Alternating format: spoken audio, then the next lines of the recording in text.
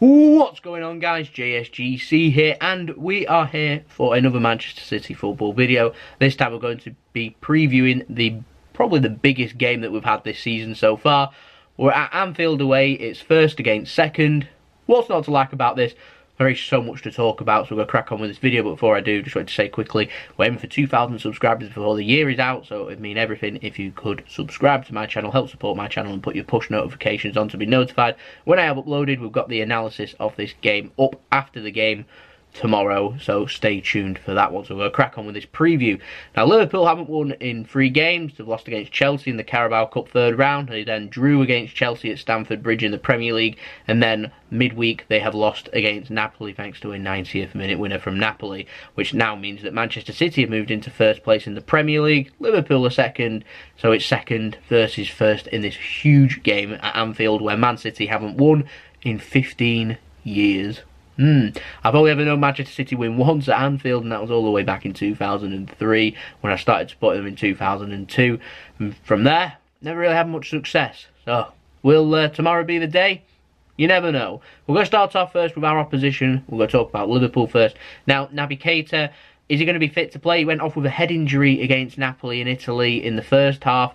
However, Jurgen Klopp has said that that Naby Keita may well be fit to play. Is he going to risk him or not? He's playing mind games, and Pep Guardiola has done the exact same with a couple of our players. Who knows? I don't know. In my opinion, it doesn't really make a difference if he does or not, because obviously Manchester City are going to have any success out of this game. We've got to find a way of trying to stop Liverpool's front three from being able to dominate. When Liverpool go forward, no matter who they put in midfield, they're always going to be aggressive, and so in my opinion it won't make a difference if he plays or not. The biggest loss for Liverpool, in my opinion, but they've had him out for some time now, is Oxlade-Chamberlain, because he's very quick in the middle and causes Man City a lot of problems like he did at Anfield last year, and he was influential. So yeah, Jurgen Klopp in his pre-match press conference played down Liverpool's title chances. He's looking for Liverpool to be the underdog here because Man City are the champions. They finished first last season, so he's going for that old tagline of being the underdog, which I'm not too sure. I find that very underwhelming from Jurgen Klopp. Now, Liverpool want to be title challengers this season, and if they want to be title challengers, you've got to believe that you can win the Premier League. You've got to believe that in your own patch you can beat the best. You've got to believe that. Not playing down your chances. In my opinion, it gives a little bit of a loser's mentality from my point of view. You don't see Pep Guardiola saying that Manchester City, we're second favourites here, we're playing us down our chances and everything. He wants them to think like champions. To be champions, you've got to think like them, not think, oh, I'm the underdog here, they're better than us. That's not the attitude that you'd expect.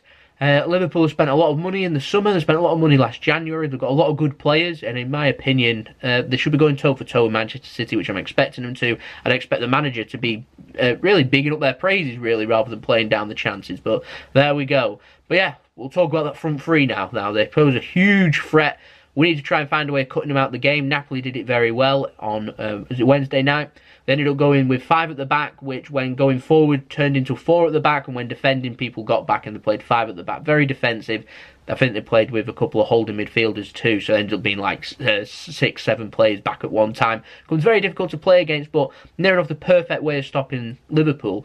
Doesn't mean you have to park the bus to stop Liverpool. It just means you need to be defensive minded. Now, Pep Guardiola said in his pre-match press conference, he finds defending boring playing that way of football. He has his own style of football. He wants you to be dominant on the ball. He wants you to be able to pass it round them, tire them out, attack. That's what he wants, and Liverpool's way of playing is attack, win the ball back, be aggressive, quick, grab and go type first philosophy. Yeah, we saw a little bit with Hoffenheim, didn't we, on Tuesday? Well, apart from Liverpool, they're a lot better than Hoffenheim. We're on their backyard again, a place that we're not won in 15 years. So yeah, very difficult. Now, I want to talk about the midfield of Liverpool. I mentioned that Keita may well be out. It didn't really make a difference. Did you see how well Leon did in the middle? They were very aggressive when sitting back. Then, bam, right at you. Balled forward, into space. Allow the attackers to do their job. They don't even commit that much forward, but that's kind of where the game can be won and lost, is at midfield. Man City's midfield need to be a little bit stronger. When they're without the ball, they need to try and win the ball back. And if they don't win the ball back, then go back to your defending, do the basics of defending, win the ball back, come back forward again. You know, we want to cut out the mistakes. Can't afford that, in my opinion. When we start making mistakes in this game, one mistake will lead to another. Liverpool will punish us for that. And they're the type of team that can go and score 3 goals in 10, 15 minutes, and all of a sudden the game's beyond us, like we saw at Anfield last season. A crazy 10 minutes after we worked hard to get back into the game, get it to 1-1, and all of a sudden we found ourselves 4-1 down, too much to do in the end. So we need to try and stay in this game, keep things as close as possible, try and keep things as tight as possible, and make things as difficult as possible for Liverpool, in my opinion. As the game goes on, fatigue will come into it. Now, Manchester City, they'll be running around a lot, so we may well feel a little bit more fatigue than what we may or may not do. However, Liverpool's pitch at Anfield is very small, smaller than what most other grounds' pitches are. So fatigue for us, I'd expect it to maybe become a problem if it's a high-intensity game. However, I'm not expecting Liverpool to keep a high-intensity 90-minute press. So when you can have that breather and you can work things into space, you know, be comfortable on the ball. Don't take too many risks. Keep things not boring, but just keep things safe and sensible. You get where I'm coming from with that, and that may well be the key to unlocking Liverpool, and be very, very patient, wait for the opportunities, because Napoli, as the game went on against Liverpool, they were finding all kinds of spaces. Liverpool were coming forward, they didn't really know what to do, they didn't know how to beat Napoli, and so Napoli inevitably managed to find the goal in the end. So yeah, there is a lot of positives here for Man City to take out of this match at Anfield. There is a way, they've been kind of shown the way of how to beat Liverpool and what to do. Chelsea's shown it. They nearly beat them at Stamford Bridge last week too, and Napoli's shown it again. So Man City have got the recipe there for what to do. I don't think Pep's going to go along them lines. I think he'll just play his style and hope that it'll beat Liverpool and the players show up. Now, one of Liverpool's biggest threats comes on the wings with Trent Alexander-Arnold and Robertson. Robertson in particular loves getting forward, causes a load of problems. It's like having an extra man in attack. It allows them all kinds of space for players like Mane, Firmino and Salah. Because he's coming forward, he's difficult to stop. So in my opinion, Kyle Walker's got himself a very difficult task ahead of him for 90 minutes. Raheem Sterling, if he ends up playing in this game, he's also got a big 90 minutes ahead of him in trying to keep Robertson kind of pinned down. He's like Benjamin Mendy, exactly the same, loves to get forward, put balls in and make things happen. He's a menace. That's just how it is. So we need to find a way of keeping the ball in the middle, keeping hold of the ball and cutting out their threat, and just basically man-marking Liverpool out of the game. That's what we need to do, and that's our way forward. If we can do that, I'm confident we'll get a good result. If not, we'll move on, because, you know, I think we've all prepared ourselves for this loss at Anfield. It comes every season. We don't care, you know. Our title is going to be decided at Anfield, but, you know, I feel like this game's bigger for Liverpool. Liverpool, they need the 3 points here, because if they don't, they normally do pick up 3 points at Anfield against us. If they don't, you can kind of think that it's points dropped, because Man City don't normally pick up anything at Anfield. So I'd be more than happy with a draw, if I'm honest. It'll keep us top of the league, unless Chelsea go on a goal frenzy in their game. So yeah, I'd take a draw right now. For Man City, we need to cut out our mistakes, plain and simple as that. Where we need to make sure that when they make a mistake, we're all over it, like they are with us. We need to make sure that if they make a mistake, giving the ball away and being sloppy, we try and punish them. They need to be patient, not taking too many risks. The one problem I do have is when Liverpool make a mistake and Man City try and pounce on it, we end up then moving things too quickly, and we end up making a mistake, and all of a sudden we've committed a few men forward, and these players that I said just to drop back and just take things easy will have committed forward. So like Mendy, if he ends up playing, if you see Man City win the ball back, he'll bomb then up the wing, and then all of a sudden if Liverpool win the ball back because we made a mistake, all of a sudden then Mo Salah will be rubbing his hands, because Liverpool, you watch how quick that ball gets to Mo Salah in that situation. So we need to make sure that we're just a little bit more laid back with our approach, particularly in the first half, because Liverpool have got a feeling that because Hoffenheim went at us early on, Liverpool may well do the same. So first 10-15 minutes, key. Just thinking, if we can keep that to 0 in the first 20 minutes or so, I'd be happy with that too.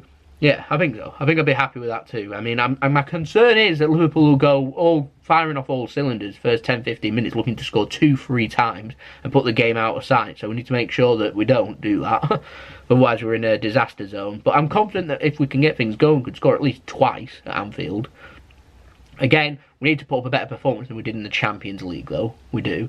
Have shots at their keeper, make them work, try and punish their mistakes. If you remember rightly, at Anfield in the Champions League, we never did any of that, and it was very disappointing, and we lost 3-0. So we don't want that to happen. So we need to just make the approach better. So I hope they've been working on different approaches, different formations, changing formations as things are happening in the game, moving players to each side of the wings, keeping things fresh and keeping Liverpool on the toes, because we don't want to make things too easy for them. You know, we're the champions. we've got to go there, give it to them, and I'm sure they'll give it to us. So we could be in for an exciting, entertaining game. Now, for City, I don't know. I don't know about the team. I've been thinking about it. I've made 2 team predictions for this one. I really do not know. Mendy may return. De Bruyne, he's been tested. This is what I mean. Mind games from Man City. Are we going to see De Bruyne or are we going to see Mendy? Delph, he's not fit yet to go. Are we going to see Laporte go at left back if Mendy can't play? Is it going to be Zinchenko? Is it going to be Danilo? Is Gundogan going to feature? He's been tested today. We don't know. We don't know what team we're going for. We don't know what players are available. I'd love to see 5 at the back and for us to go 5 at the back. This isn't my team prediction, by the way, because I think we'll go 4-3-3. But if we went 5 at the back, I'd go with something along the lines of Ederson in goal, Walker, Company, Otamendi, Laporte, Mendy, then play Stones in defensive midfield, so it would come like 6 at the back. And also you've got to play them to go and cover if Mendy wants to go and commit forwards. Then I'd go with David Silva and maybe Bernardo Silva, then go up front with Sergio Aguero and either Jesus or Leroy Sané if you didn't want Raheem Sterling to play. Or you could even put Raheem Sterling at the top of the midfield 3, because he's quick and make things happen in the middle. He's a nice tricky player. He's a decent player, Raheem Sterling, but he never seems to do that well at Anfield, not in my opinion anyway. So that's one way we could approach the game. I'm presuming Gundogan won't be playing in this game, and De Bruyne, I think it's too soon. He's had no match practice for Manchester City. He's literally just gone back into training, making things happen, obviously been working hard.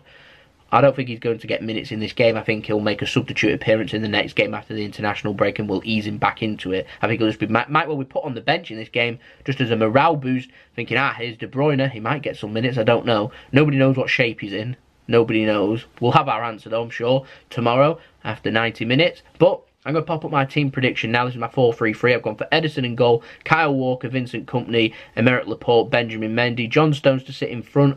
Fernandinho's not had some good games over the last few games, and I'm concerned that with a high press, with things happening, one area of weakness that Liverpool will target, particularly in the middle, is him.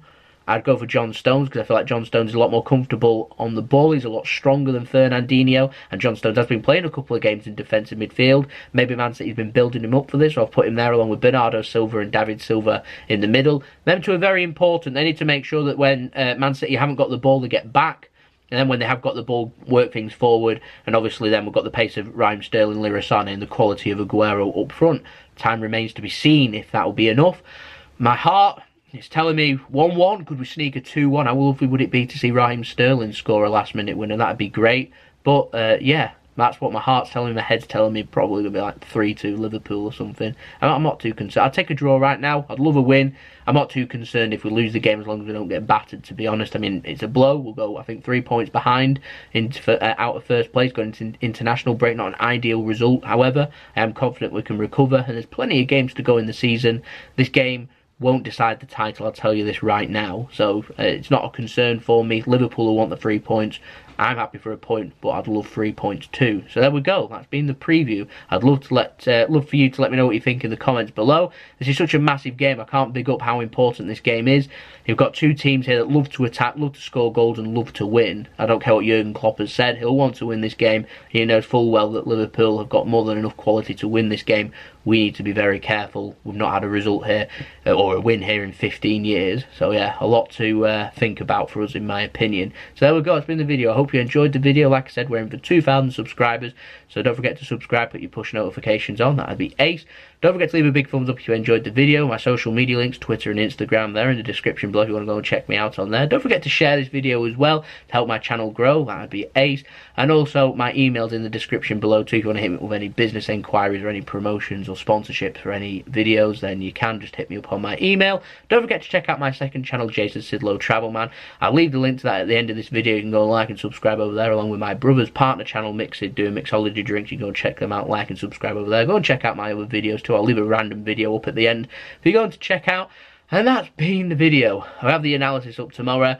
Don't forget to enjoy the game. I think it's a 4:30 kickoff GMT, so convert that to whatever time zone you're in, if wherever you're watching it. Let me know what you think in the comments below, and I'll see you all again tomorrow for that big analysis. So it's been JSGC. Have a wonderful rest of your day. Enjoy your weekend. Enjoy the game. Peace. Ciao for now.